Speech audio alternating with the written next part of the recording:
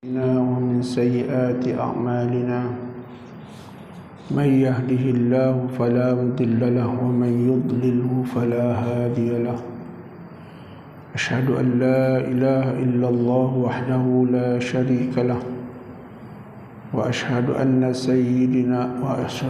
سيدنا محمدا عبده ورسوله وحبيبه وخليله المصطفى سيدنا محمد صلى الله عليه وسلم الذي أرشد أمته إلى الإيمان وخوفها من المخالفة الملكتين،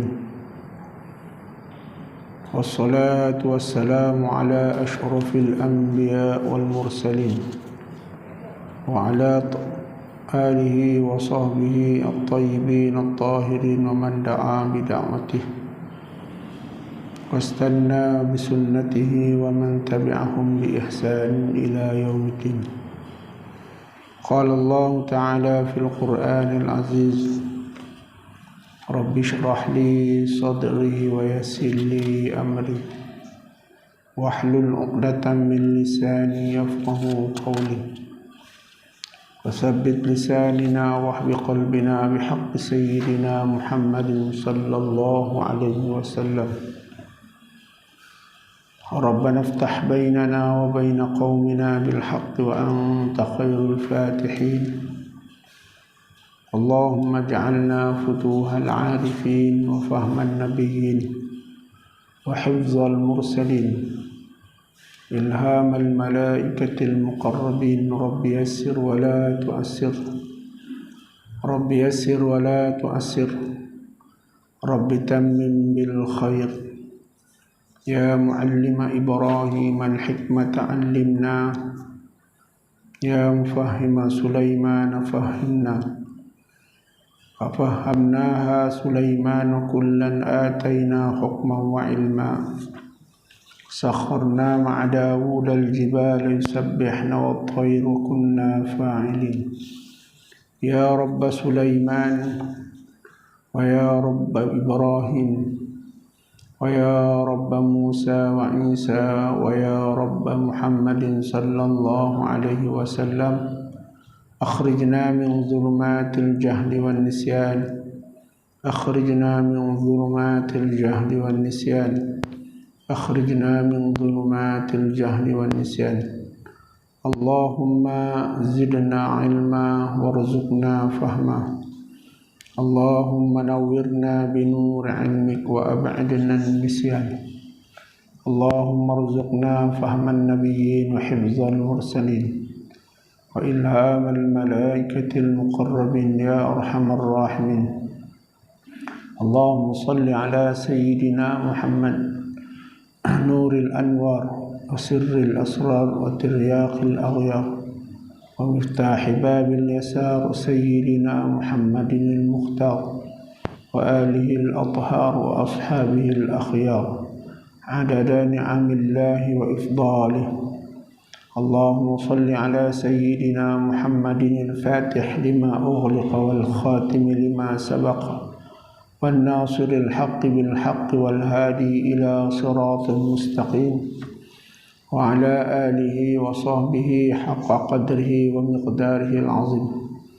اللهم لا تجعل سهلا إلا ما جعلته سهلا وأنت تجعل حزنا إذا ما شئت سهلا.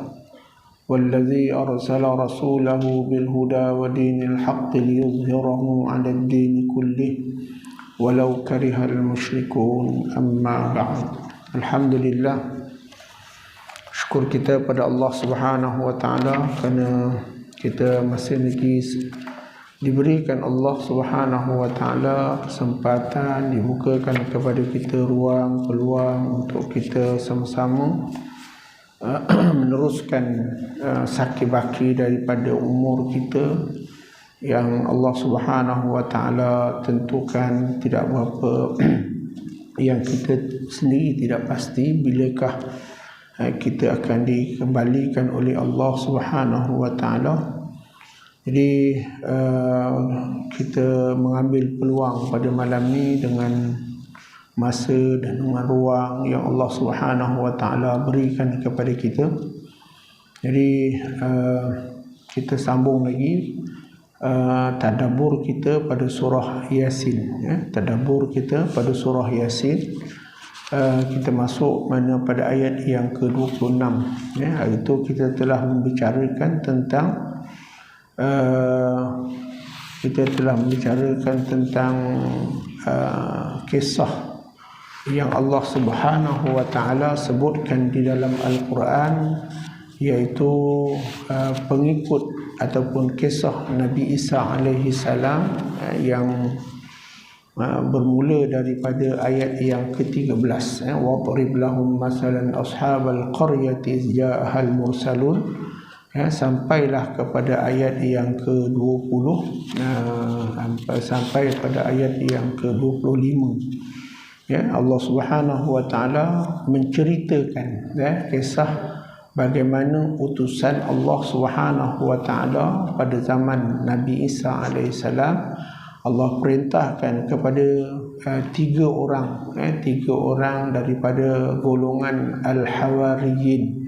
Al-Hawariyin ini adalah pengikut Nabi Isa alaihissalam yang beriman, dan mereka juga adalah di antara para nabi, tidak sampai kepada darajat rasul, tapi nabi. Kerana kita tahu bahawa menurut apa yang telah disabdakan oleh Nabi SAW, di mana nabi ini dia ada 125,000 orang. Jadi selepas Nabi Isa alaihi salam ada nabi, selepas Nabi Isa. Contoh kalau kita tengok Zulkarnain, cerita Zulkarnain ni dia adalah 300 selepas daripada Nabi Isa. Kisah dia Allah ceritakan 311 selepas Allah mengangkat Nabi Isa naik ke langit.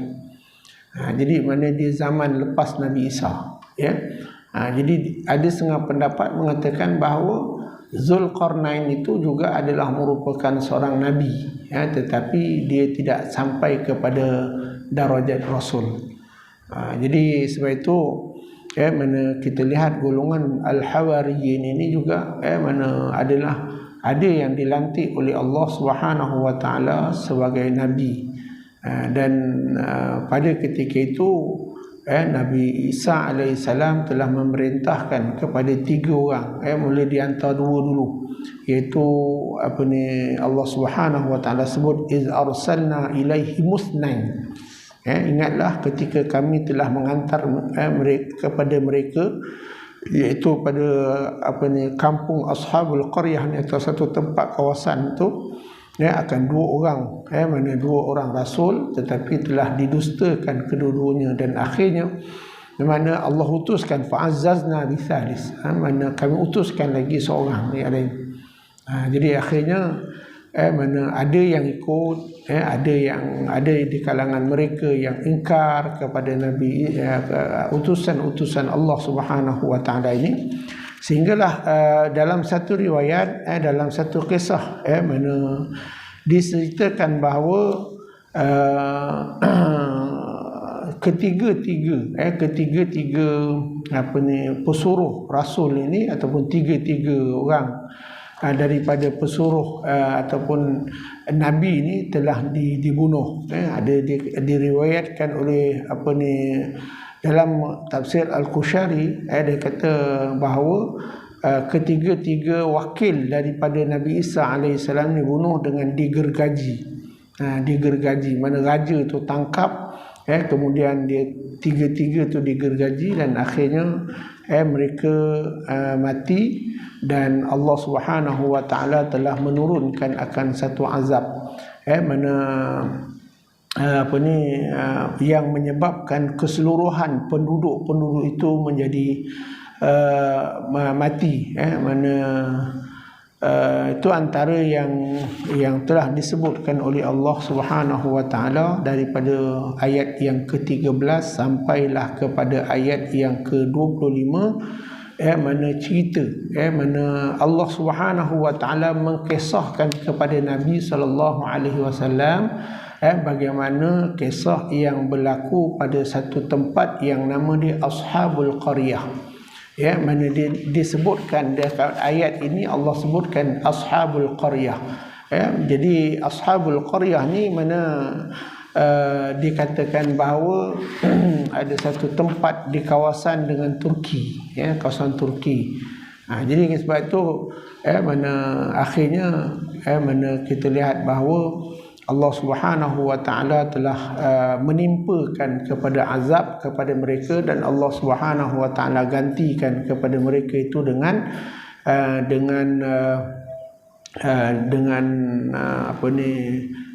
kaum yang lain yang baik. Jadi insyaallah pada kita ini mana kesempatan insyaallah kita cuba mengulas tentang ayat yang ke-26. Ayat 26, ayat yang ke-27 daripada surah Yasin, dan seterusnya pada juzuk yang ke-22 ini, pada akhir pada juzuk yang kedua ni Allah Subhanahu wa taala telah berfirman, a'udzubillahi minasyaitonir rajim, qila dukhulil jannah qala ya laita qaumin ya'lamun bima ghafara li rabbi wa ja'alani minal mukramin. Baik. Jadi Allah Subhanahu wa taala menyatakan qila dukhulil jannah, telah dikatakan kepadanya setelah dibunuh. Mana ceritanya, mana apabila mana 3 orang utusan Nabi Isa alaihissalam yang bernama Polas, seorang lagi seorang lagi nama dia disebutkan oleh ulama iaitu Yohana, dan juga seorang lagi yang disebutkan Syam'un. Syam'un, 3 orang utusan Nabi SAW yang ada dalam kisah ni yang dibunuh. Maka Allah Subhanahu wa taala telah menjanjikan qila dukhulil jannah, dialah dikatakan padanya setelah dibunuh, masuklah engkau ke dalam syurga. Qila dukhulil jannah qala ya laita qaumi ya'lamun, lalu berkata setelah berada dalam syurga, alangkah baiknya jika kaumku mengetahui. Jadi ini tuan-tuan, kita lihat bagaimana orang-orang yang beriman kepada Allah, para utusan Allah Subhanahu wa taala, apabila mereka ni, sebab kita tahu kebanyakan para nabi ni mati di tangan kaum mereka. Mana kita kebanyakan mana mereka ni mati di atas tangan kaum mereka, mana atas permusuhan dan juga dendam kaum mereka, sehingga kan mana banyak di kalangan para nabi, banyak di kalangan para rasul, mereka ini dibunuh oleh kaum-kaum mereka yang ingkar, yang tidak mahu mengikut ajakan mana para nabi ataupun para rasul, sehinggalah mereka diancam kepada dibunuh.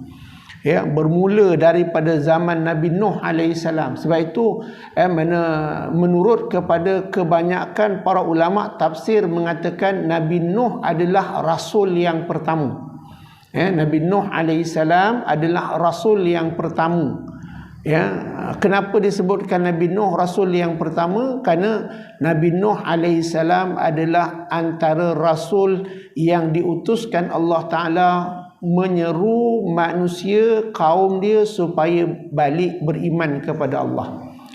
Sedangkan kita lihat pada zaman Nabi Adam alaihissalam, zaman Nabi Idris alaihissalam, dan antara zaman Nabi Idris dan juga Nabi Adam alaihissalam ada lantikan para nabi. Mereka ni dia tak ada masalah.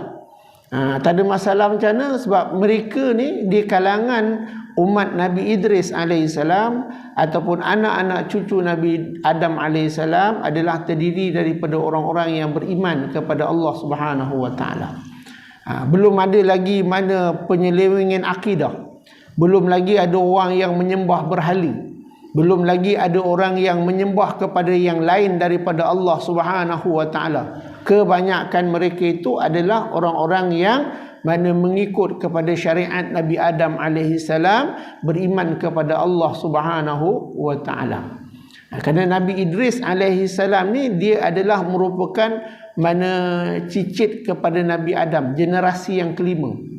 Generasi yang kelima pada zaman Nabi Adam alaihi salam.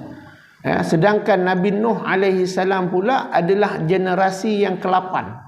Mana jarak antara Nabi Idris alaihi salam sampai kepada Nabi Nuh alaihi salam, jarak dia lebih kurang dalam 800 tahun. 800 tahun sebelum Masihi. Jadi mana bila Nabi Nuh alaihi salam dibangkitkan oleh Allah Subhanahu wa taala, apabila Nabi Idris diangkat naik ke langit dan diletakkan ke dalam syurga, maka dia punya kaum dia ramai yang bertebaran.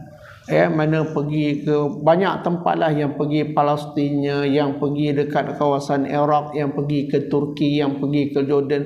Itu sebelum tu bukan nama Jordan, Iraq dan sebagainya, ada yang nama Babylon. Maka pada ketika itu mereka mula mencari selain daripada Allah Subhanahu wa taala.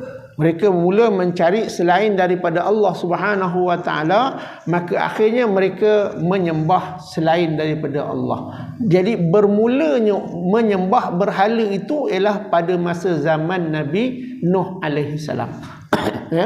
Orang mula ataupun manusia mula menyembah api, mula menyembah kepada gunung, menyembah kepada berhala ialah pada masa zaman dibangkitkan ataupun diutuskan Nabi Nuh alaihi salam. Kerana jarak tu dah terlalu lama. Terlalu jauh antara Nabi Idris alaihi salam dengan Nabi Nuh alaihi salam, terlalu jauh.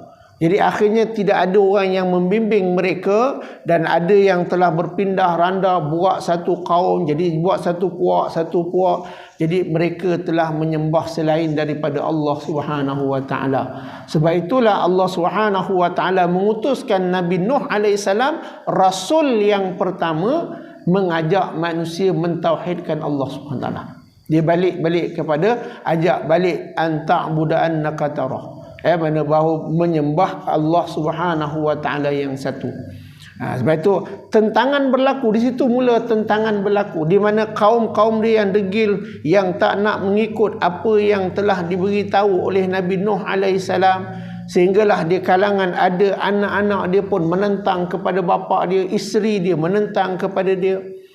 Akhirnya Allah Subhanahu wa taala jadikan mereka itu di kalangan orang-orang yang tidak mau mengikut akan utusan Allah Subhanahu wa taala, dia jadi bangsa yang terhapus.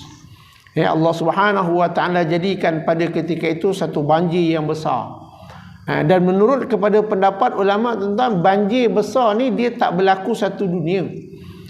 Dia berlaku tempat di mana ada kedudukan penduduk manusia je pada ketika itu. Yang ada kawasan itu ialah antara Jordan dengan Turki. Dekat bukit judi yang Allah Subhanahu wa taala sebutkan dalam surah Hud, Allah kata mana wastawat alal judi, itu bukit judi itu tempat terdamparnya kapal Nabi Nuh alaihi salam, iaitu itu tempat kependudukan manusia yang tinggal pada yang akhirnya Allah Subhanahu wa taala hapuskan pada mereka, dan Allah Subhanahu wa taala gantikan dengan kaum yang lain.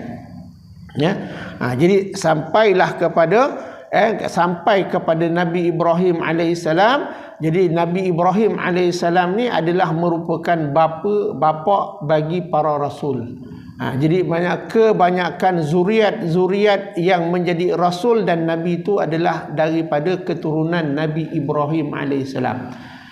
Kita tahu bahawa Nabi Ibrahim AS ni kahwin 2 je. Itu yang kita tahu. Sebenarnya Nabi Ibrahim ni dia kahwin lebih daripada 2. Lebih daripada 2 orang. Jadi mana keturunan Nabi Ibrahim AS ni ada yang menjadi mana golongan Nasara, dan juga ada yang menjadi Yahudi, dan ada yang menjadi daripada keturunan Arab. Jadi dia ada 3 keturunan pada ketika itu.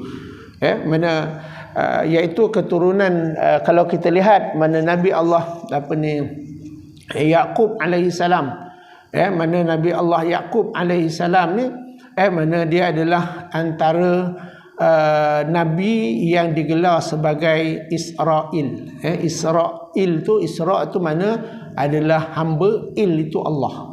Jadi mana Bani Israel adalah berketurunan daripada keturunan daripada Nabi Allah Yaqub alaihi salam.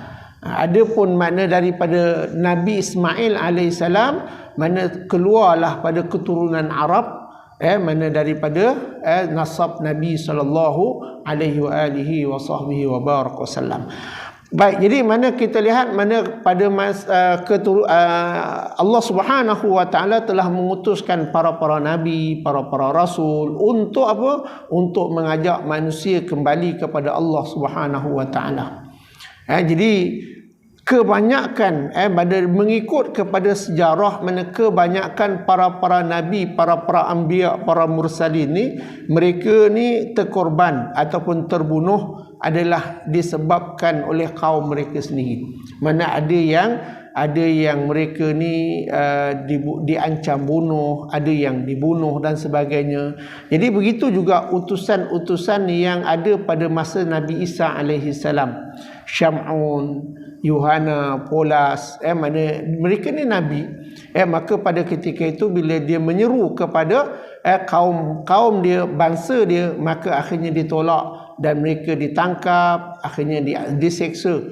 Bila mereka ditangkap dan diseksa, maka dibunuh. Maka pembunuhan itu Allah Subhanahu wa taala telah memberikan jaminan kepada mereka akan balasan syurga. Namun apa yang Allah sebutkan, qala ya laitani, berkata orang-orang yang ataupun para nabi ke para anbiya yang dibunuh ataupun yang dibunuh oleh kaum-kaum mereka sendiri, mereka masa macam mana tak tekilan. Kerana apa? Kerana tak dapat nak mengajak keseluruhan kaum dia masuk kepada agama Allah Subhanahu wa taala, kembali kepada Allah. Sehingga Allah kata qala ya laitani, telah berkata di antara mereka, hai mudah-mudahan kaum aku, mudah-mudahan kaum aku ni mengetahui. Mana mereka rasa macam apa yang mereka nak sampaikan tu tak sampai kepada mereka, sehingga dia mengadu dengan Allah Subhanahu wa taala, ya Allah, mana aku harap ya laitani ni ialah mana harapan. Dia berkata mudah-mudahan mana kaum itu, kaum aku adalah kaum yang alangkah baiknya kalau ia kaum yang mengetahui. Jadi sebab itulah mana bila kita lihat bagaimana Nabi SAW menjalankan dakwah ataupun Nabi menyeru kepada penduduk Taif. Apabila Nabi SAW pergi ke Taif untuk nak menyampaikan agama, nak menyampaikan akan dakwah ke sana, apa yang berlaku? Kita lihat bahawa Nabi dihina.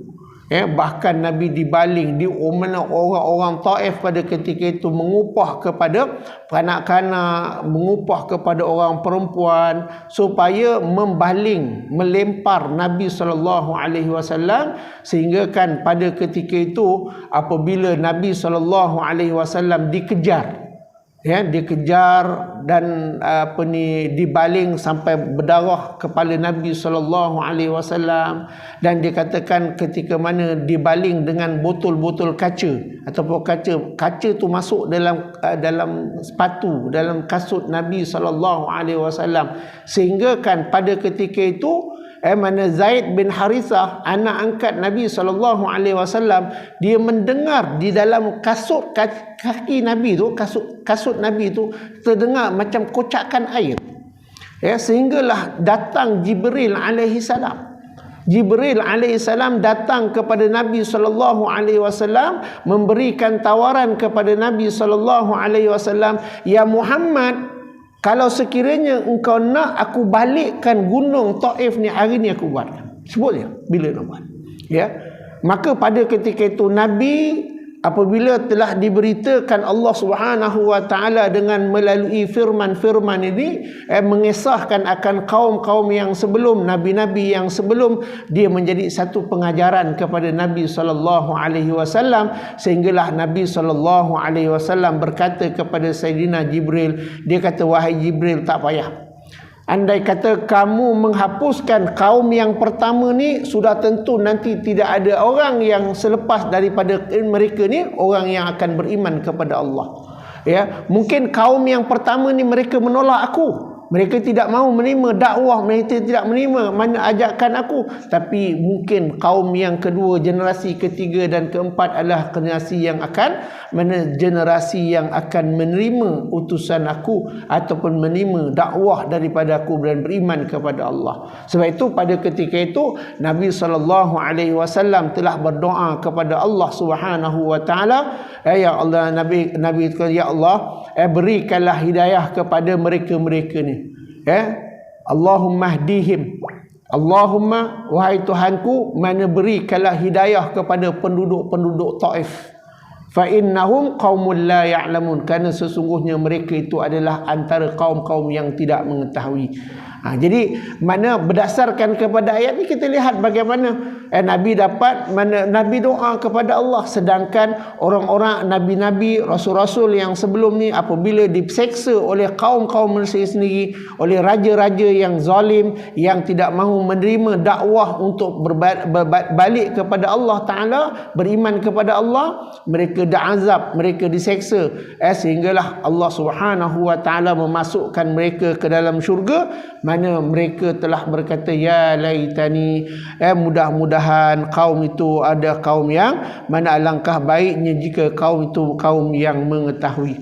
Jadi ini nikmat dan kemuliaan yang Allah Subhanahu wa taala berikan kepada ayat ni khusus tentang pada tiga orang ni tadi, ataupun utusan Nabi Isa alaihissalam, Nabi iaitu Syam'un, Yohana dengan Polas tadi, yang pergi pada satu tempat berdakwah, maka dia ditolak.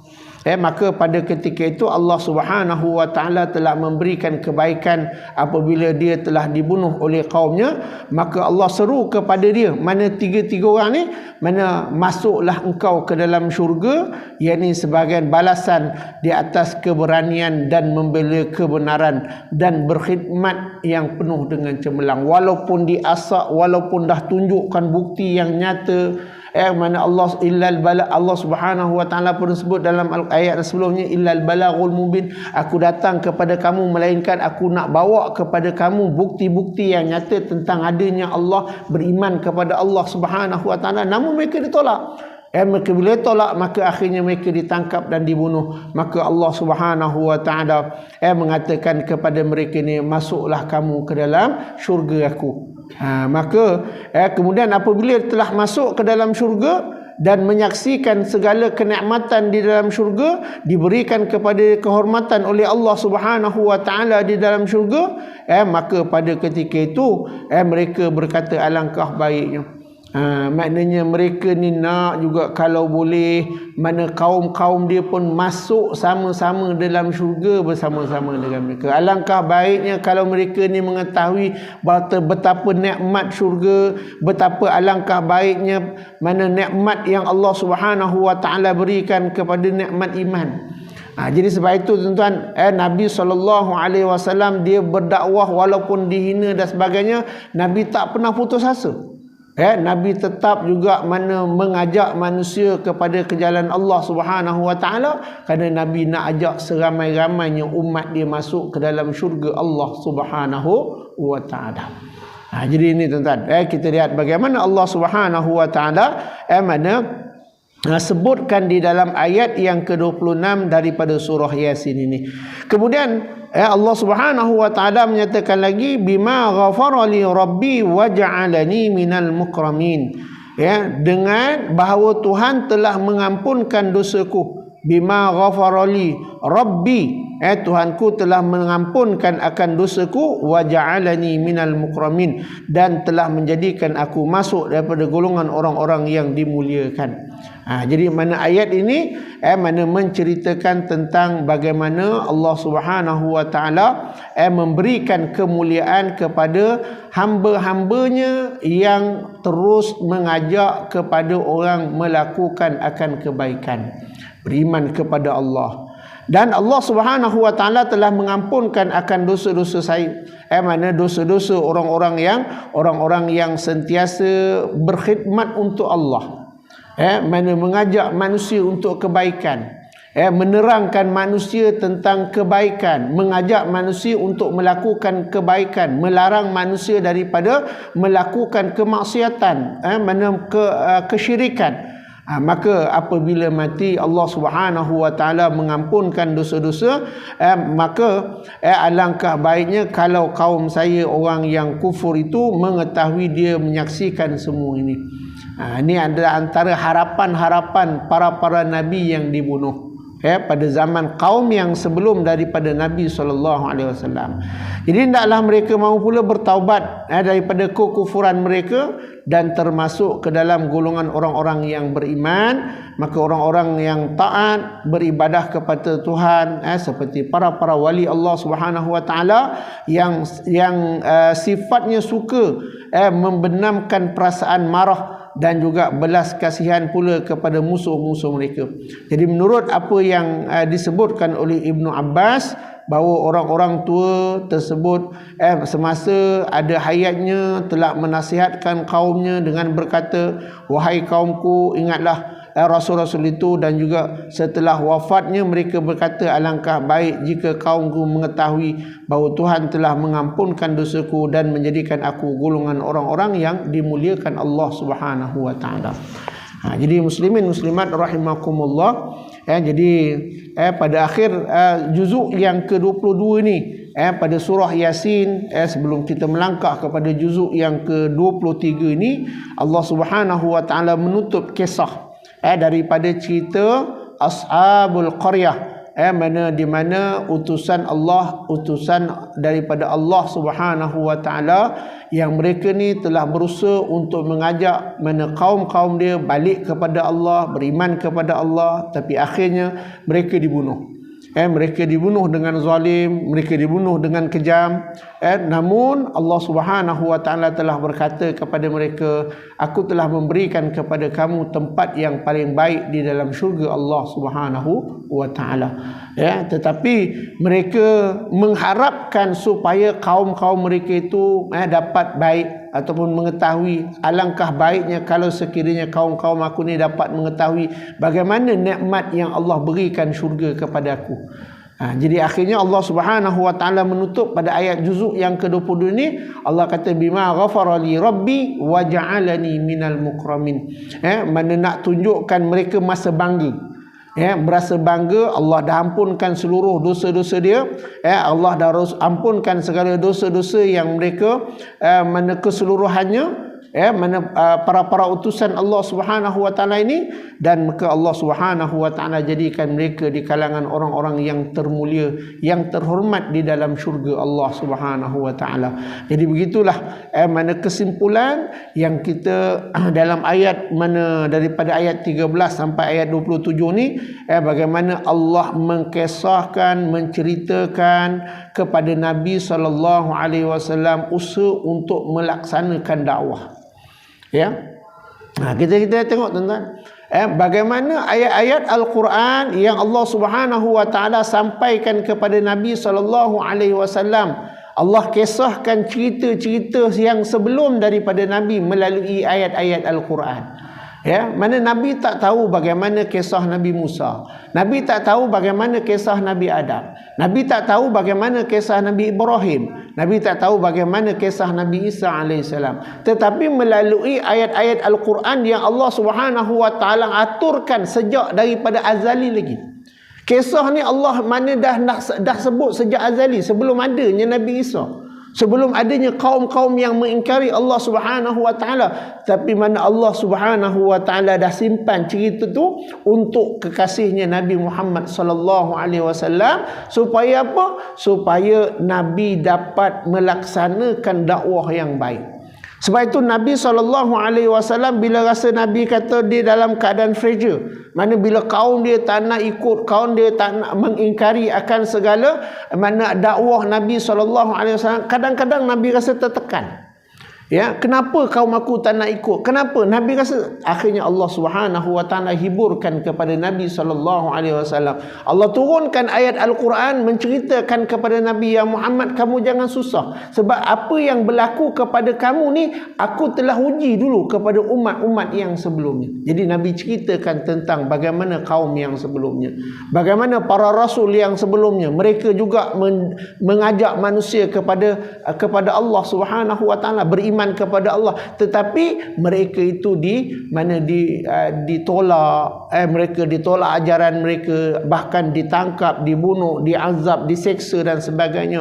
Jadi mana melalui motivasi inilah mana nak semangat Nabi SAW, walaupun Nabi ditekan, walaupun Nabi SAW mana diancam dengan bunuh dan sebagainya, sehingga kan Allah Subhanahu wa taala kata, ya Muhammad, kamu tak selamat dekat Mekah ni, kamu kena pergi berhijrah ke Madinah, ya, untuk melekatkan strategi baru supaya Islam tu berkembang.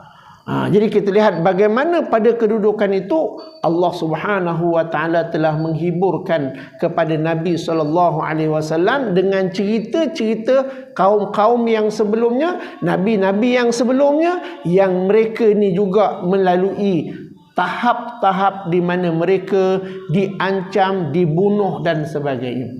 Jadi sebab itu kita lihat bagaimana Nabi SAW mana dapat menenangkan jiwa dia melalui kisah-kisah yang Allah beritakan daripada Al-Quran. Sebab itu kita lihat surah Yasin ni Allah turunkan di Mekah. Ya, dia tak turun di Madinah. Kenapa? Banyak kisah-kisah yang berkaitan dengan nabi-nabi, umat-umat yang sebelumnya mana turun Al-Quran itu di Mekah. Kenapa? Sebab Allah nak ceritakan kepada Nabi SAW betapa mana orang-orang yang sebelum ni telah pun Allah Subhanahu wa taala perintahkan mereka untuk mengajak kaum-kaum dia untuk kembali kepada Allah, beriman kepada Allah Subhanahu wa taala. Jadi dengan motivasi ini maka Nabi dapat semangat, dan akhirnya Nabi SAW walaupun keadaan macam mana sekalipun, mana dihina, Nabi disakiti, seperti macam contoh kita tengok peristiwa di Taif, sampaikan Jibril alaihissalam mana dia nak balikkan gunung Taif tu. Tapi Nabi SAW bila dia dapat inspirasi daripada Allah Subhanahu wa taala dalam kisah ni, Nabi kata tak payah Jibril. Mana biarlah aku teruskan mana usaha dakwah ni, mengajak mereka kepada Allah Subhanahu wa taala, kerana mana mereka ni adalah kaum-kaum yang tidak mengetahui. Sehinggalah kita lihat tuan-tuan bagaimana Nabi SAW berdakwah di Mekah. 83 tahun Nabi berdakwah. Bermula daripada berdakwah senyap-senyap sampai kepada terang-terang, dan sampai Allah perintahkan Nabi hijrah ke Madinah kerana desakan dari ataupun ancaman yang membawa kepada nyawa Nabi SAW. Kita bayangkan Nabi SAW berdakwah, yang ikut mana pada ketika itu lebih kurang 10 tahun Nabi berdakwah di Mekah, mana hampir 150 orang saja yang beriman kepada Allah Subhanahu wa taala. 150 orang. Dalam tempoh 10 tahun Nabi berdakwah, mana akhirnya kita lihat bila Nabi SAW berhijrah ke Madinah, mana penduduk Madinah pada ketika itu yang disebut dengan penduduk-penduduk Ansar menerima Nabi, menerima dakwah Nabi, maka disitulah bermulanya bertapaknya Islam. Kekuatan Islam berlaku di situ, dan akhirnya apabila Futuh al-Makkah, maka kita lihat Allah kata iza jaa nasrullahi wal fath wa ra'aitan nasa yadkhuluna fi dinillahi afwaja. Kamu akan lihat ya Muhammad, apabila kamu buka Mekah nanti, orang akan masuk kepada agama aku. Allah kata dinillah, agama Allah, mana berbundung-bundung ramai orang yang akan masuk. Inilah kemenangan yang Allah beri hasil daripada kesabaran Nabi SAW dalam mengajak manusia kembali kepada Allah. Dan alhamdulillah, mana dengan usaha Nabi, para sahabat dan para tabi'in, akhirnya kita tuan-tuan, Allah berikan kepada kita, datuk nenek kita, datuk moyang kita, bapa kita, semua hidayah, akhirnya kita dapat berada dalam agama Islam. Ya, kalau tidak, kerana mereka belum tentu lagi kita ada mana tempat ni ada seorang, bukan belum tentu ada tempat tak. Kerana kita tengok agama-agama yang lain, mereka dah lama bertapa. Agama mana Buddhis, mana dah lama bertapa. Hindu dah lama bertapa, sebelum lagi kedatangan Nabi SAW lagi. Jadi sebab itulah usaha-usaha yang dilakukan oleh Nabi SAW, mana melalui dakwah yang mana Allah hiburkan Nabi SAW. Allah peringatkan Nabi melalui ayat-ayat Al-Quran yang menceritakan tentang kisah-kisah bagaimana para Nabi yang melalui liku-liku di dalam berdakwah, mengajak manusia kepada Allah, sehingga ada di kalangan mereka yang terbunuh, yang dibunuh oleh kaum di sendiri.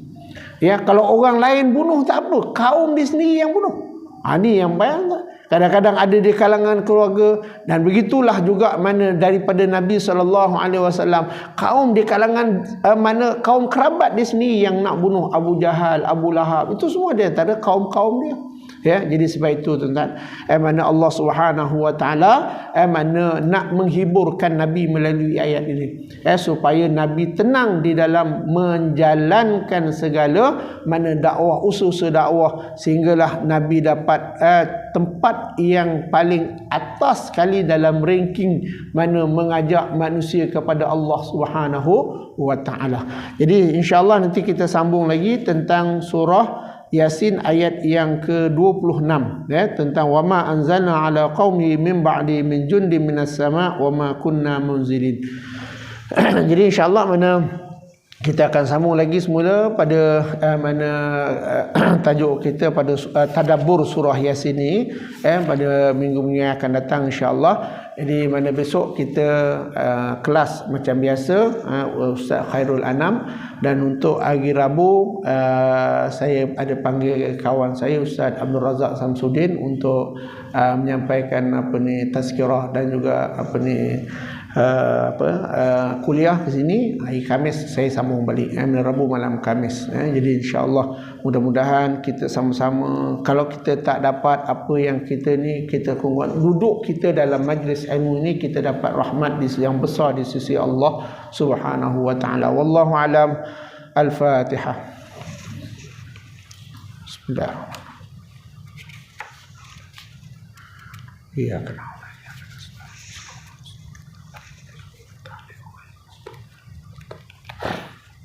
أعوذ بالله السميع العليم من الشيطان الرجيم بسم الله الرحمن الرحيم الحمد لله رب العالمين والصلاة والسلام على أشرف المرسلين سيدنا محمد وعلى آله وصحبه اللهم صل على سيدنا محمد وعلى آل سيدنا محمد اللهم ربنا انفعنا بما علمتنا رب علمنا الذي ينفعنا رب فقهنا وفقه لنا وقرابات لنا في ديننا اللهم إنا نسألك رضاك والجنة ونعوذ بك من سخطك والنار اللهم إنك عفو كريم يحب العفو فاعف عنا وعن والدينا وعن جميع المسلمين والمسلمات والمؤمنين والمؤمنات برحمتك يا أرحم الراحمين سبحانك اللهم وبحمدك نشهد أن لا إله إلا أنت نستغفرك ونتوب إليك وصلى الله على سيدنا محمد وعلى آله وسلم الحمد لله رب العالمين والعفو منكم والسلام عليكم ورحمة الله وبركاته.